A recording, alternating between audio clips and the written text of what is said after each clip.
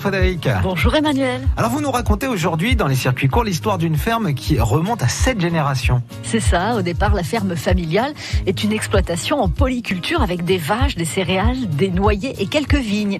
Une transmission de savoir de père en fils depuis 1860 quand même. Un des ancêtres de Sébastien Vallet a transmis une cave creusée dans la roche calcaire. Sa forme cubique prouve qu'elle a bien été une carrière d'extraction de blocs de pierre et cette cave fait partie du patrimoine de la famille Vallet.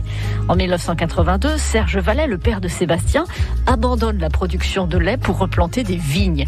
Depuis son arrivée en 2001, Sébastien Vallet a doublé la surface du vignoble. Et les 18 hectares de vignobles sont récoltés à la main. Tout à fait, avec le concours de saisonniers entre septembre et octobre à une date précise qui évolue d'une année sur l'autre en fonction de la maturité du raisin. Sébastien Vallet s'est lancé quelques défis comme celui de produire un rouge 100% pinot noir, son coup de cœur, ou de faire le fabuleux zéro, un pétillant sans liqueur. Angélique Vallet, sa femme, a lancé la cuvée La Petite Nouvelle, un vin liquoreux fait avec du raisin en surmaturation, vendu en bouteille de 50 centilitres. Il plaît particulièrement à l'apéritif, mais cette année n'a pas été propice à cette cuvée.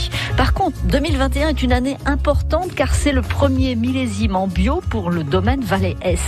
Vous pouvez vous procurer les vins du domaine, une vingtaine de références directement au chai, à Saint-Léger de Montbriet ou en livraison.